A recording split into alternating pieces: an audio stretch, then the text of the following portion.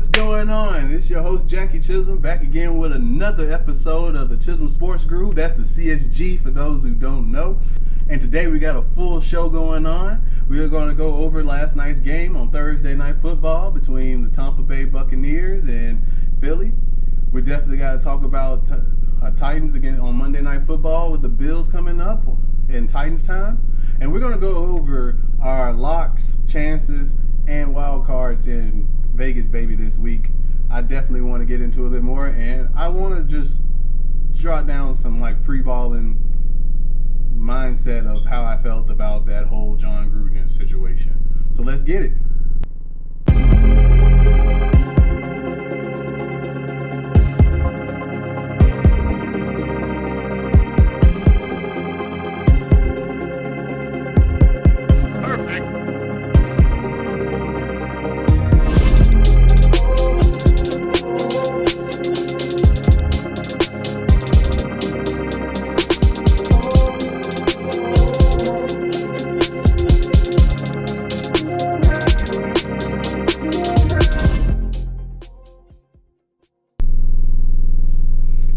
Guys, what's going on?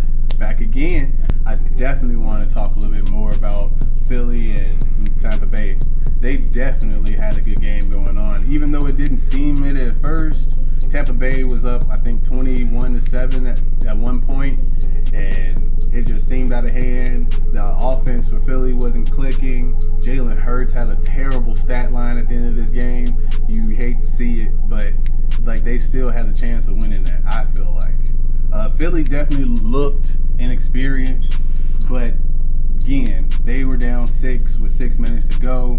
You have a chance to win that. You give Tampa Bay the ball back after scoring 2 with all the momentum, and some stupid BS fucking taunting call is the reason why their drive keeps going and you don't get the ball back.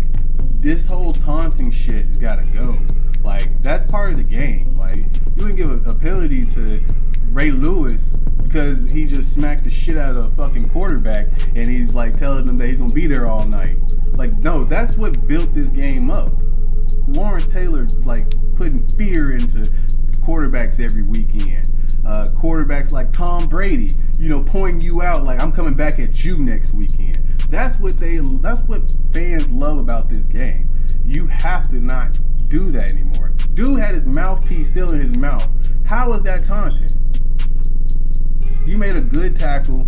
You stand up there and you're emotional. You've been working your entire life to make that play. Oh, well, we want you to turn around and go. No. Let them feel all the emotions. They've been hurt. They go through, you give everything to be in that position.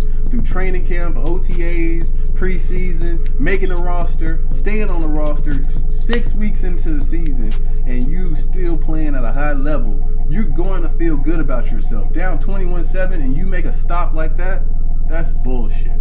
But it just so happens bullshit follows Tom Brady. Yeah. Tampa Bay's defense in the second half was just terrible. Jalen Hurts actually was able to move up and down the field several times on them, and they actually would have had a chance to win it. And I think personally that they would have, but shoulda, coulda, woulda. They definitely had a chance. Tampa, with Richard Sherman going out last night, that secondary did not need any more things going on to them. They're down to picking people off the street, and now they're hurt. God damn. But I don't want to see Tom Brady win again. Can you believe breaking news? Somehow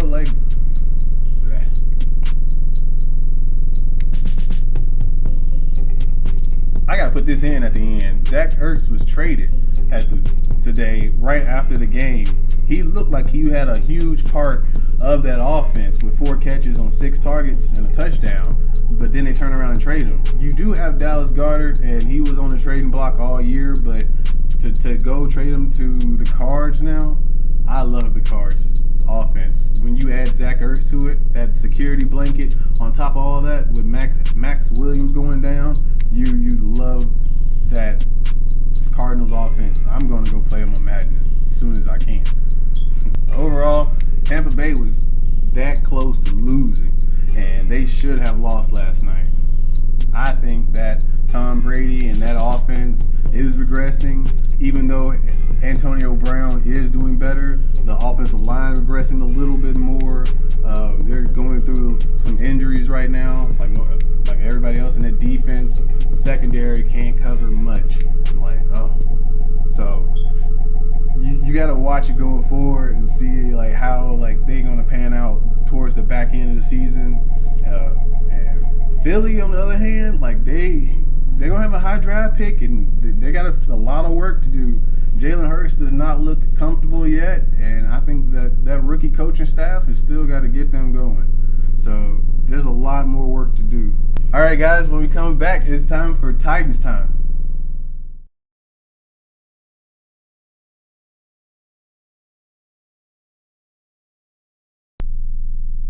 All right, it's CSG Titans time. We definitely got to cover Monday Night Football with the Bills coming up. We definitely need to talk about the roster moves going on this week, and we definitely need to talk about the injury reports going on. So let's get into it.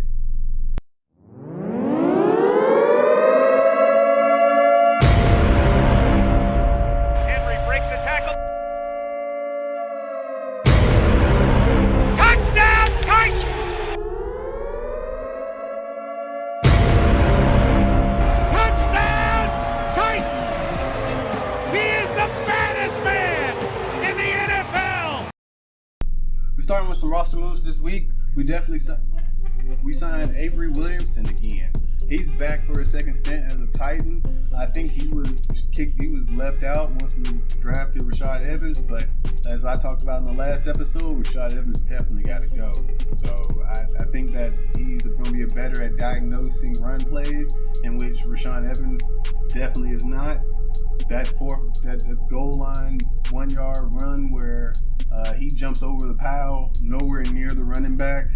It was like you knew something had to change, or that was going to cost people their jobs. He has been playing that bad. I'm not understanding why we didn't sign a tight end or go after a Zach Ertz or something, but I think that Ferguson is going to do a bigger role. Pruitt's playing really well, so that's, I think, their saving grace from the tight end position.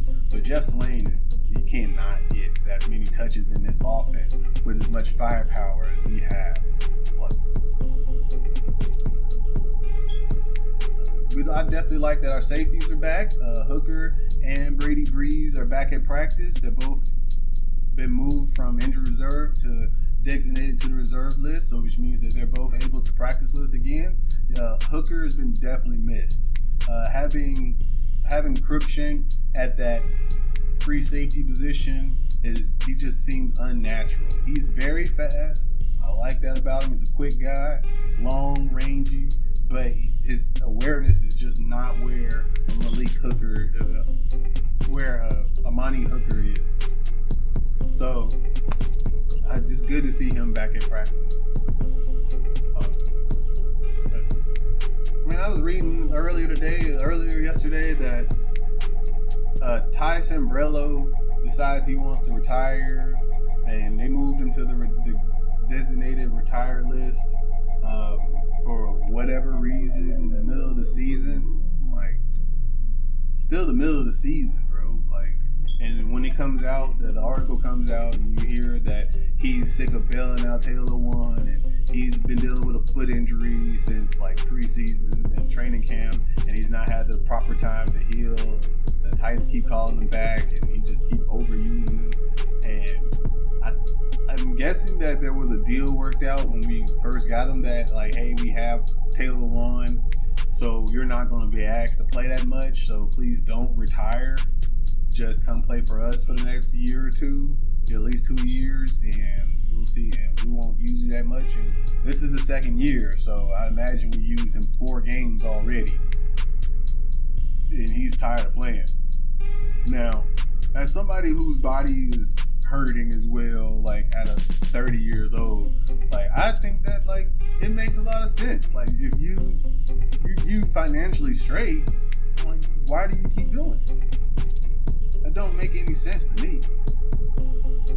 You're never going to get your knees back. You're never going to get your back back. You're never going to get your shoulders back. You're never going to get your wrist back. Them concussions are going to be with you forever. And who knows how many concussions you take in a sport like that. But as a Titans fan, like, you could have waited. I would hope you would have waited. But I think it's next man up. Where's Kendall Lamb, who we signed earlier? Dylan Radons, I feel like, is going to have to step up now, and we're going to have to get him in a position to back up swing tackle as well. We'll have Corey Levin, who played really well at guard, and he has played guard and center, but I think he has like swing tackle abilities, and so we definitely need to figure out what we're going to do moving forward. It's a huge loss because he was a cog system guy, and that's how we play as offensive line. It doesn't necessarily matter if you're the top paid, best, offensive lineman on the market.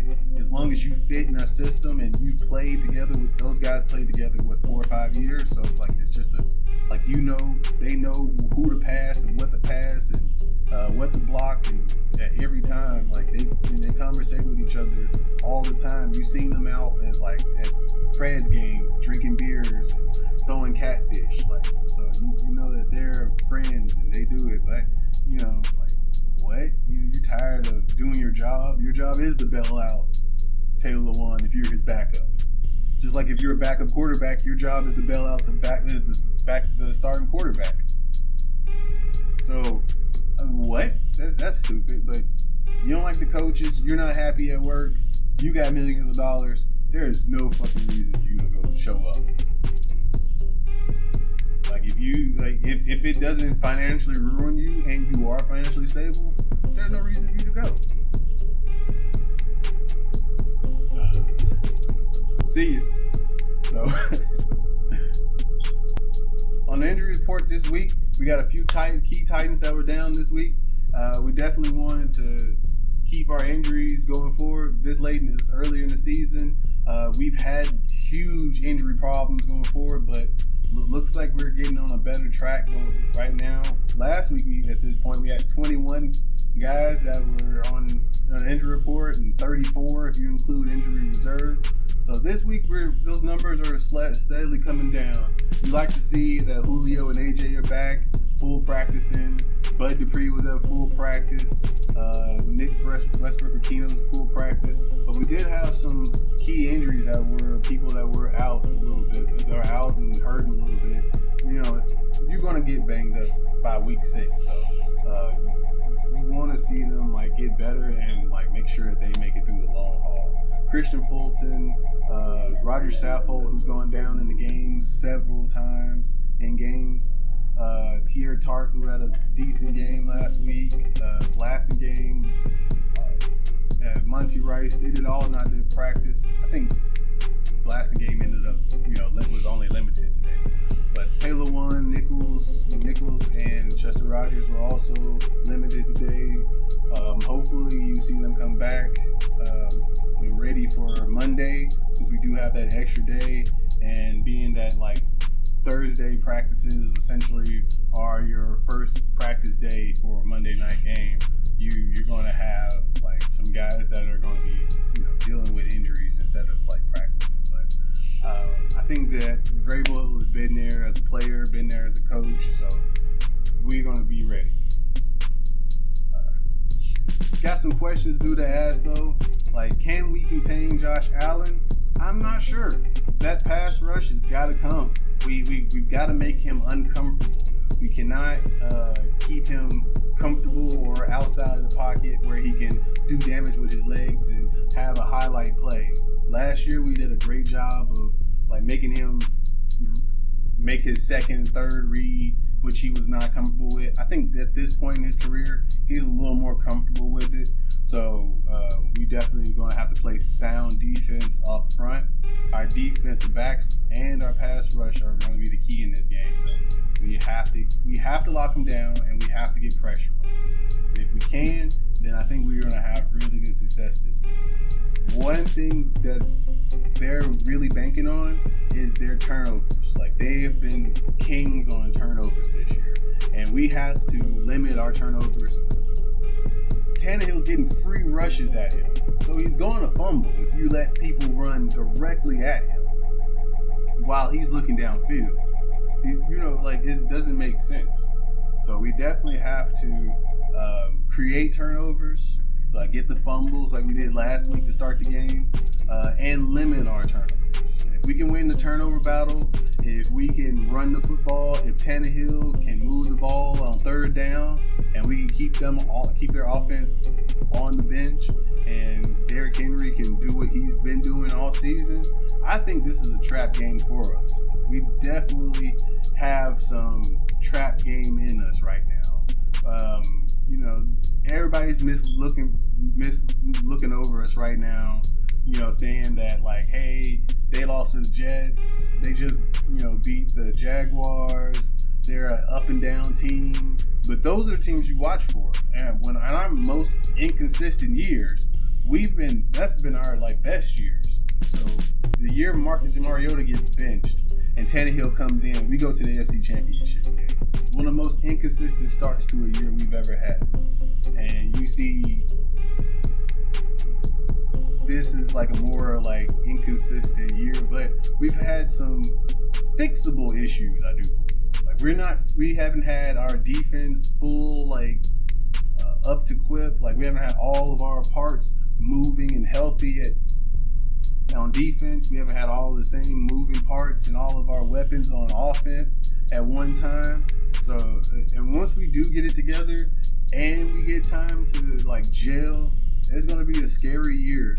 I just hope that we show out on Monday night. My prediction for the game, I got the Bills winning still. Fuck that. My prediction for the game, the Titans sneak out with a win, 27-25. I don't know where I'm coming out with it, but I am. All right, man. That's Titans time. Hey, when we come back, we're going to go over Vegas, baby.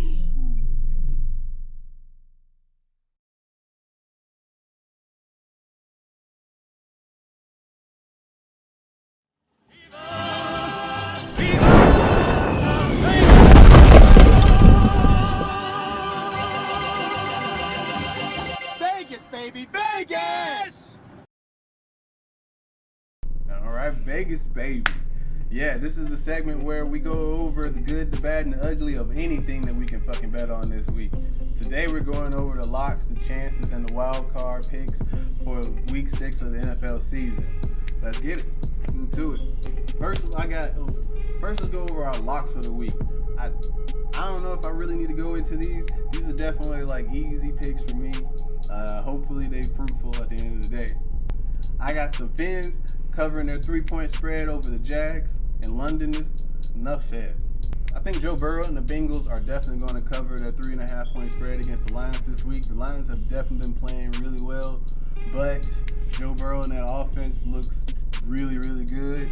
They were right there in that game and should have won with minus that missed field goal in overtime to the Packers, and I think that their Packers are that much better than the Lions, so the Lions should come out with an easy win this weekend. With all the injuries going on in the Giants, I'm picking any team at any spread against them this weekend. So the Rams are at 9.5. I like it. Enough said. Now let's go over our chances for the week as well. I think I definitely want to take a chance on Dallas this weekend, covering their 3-point spread over the Patriots. The Patriots have been iffy this season. You can tell that they are young. There's a lot of inexperience. Mac Jones is playing well for a rookie quarterback, and again, that's for a rookie quarterback. Dallas, I like what they're doing, even though I don't like Dallas.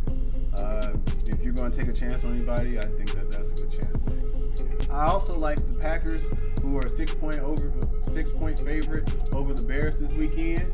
I don't like betting on division rivals that close, to have a 6 more point I think that most division games are going to be close, and they're usually close with those two teams. But the way that Matt Nagy's got that team going right now, and it seems like a rebuild, even though they have a playoff caliber team.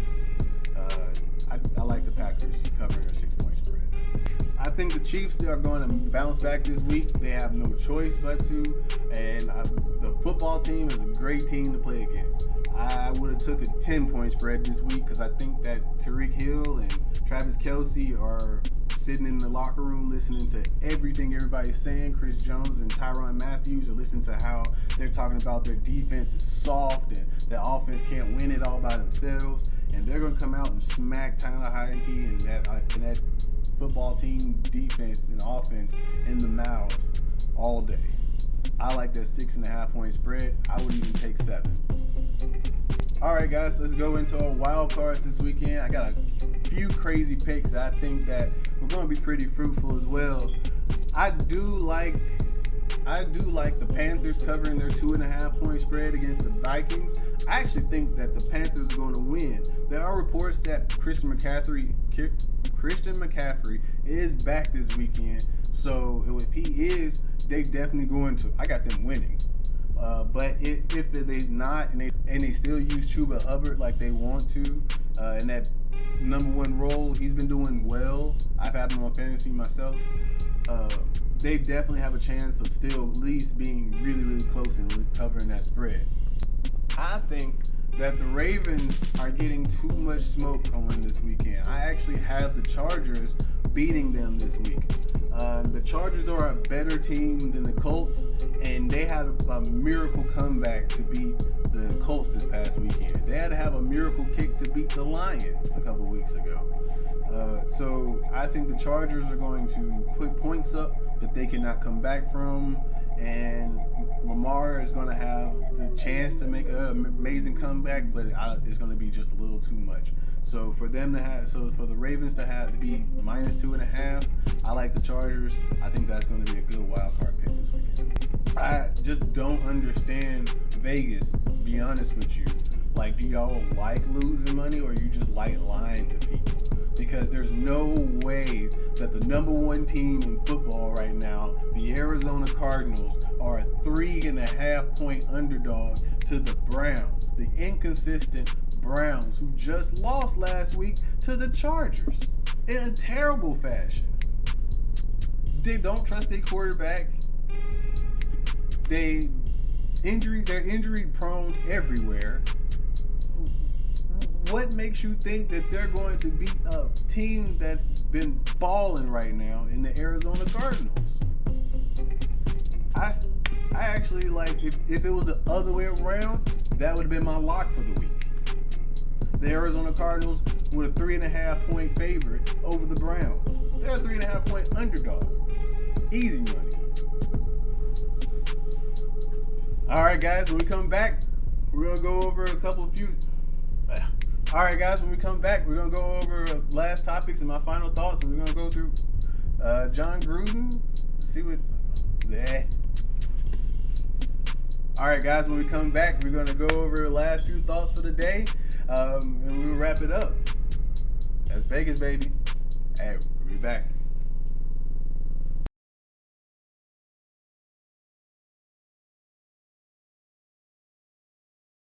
All right, that's Vegas, baby. Now, we definitely got to talk about something that's on my mind for the day. Always in the world of sports, there's something eating at me.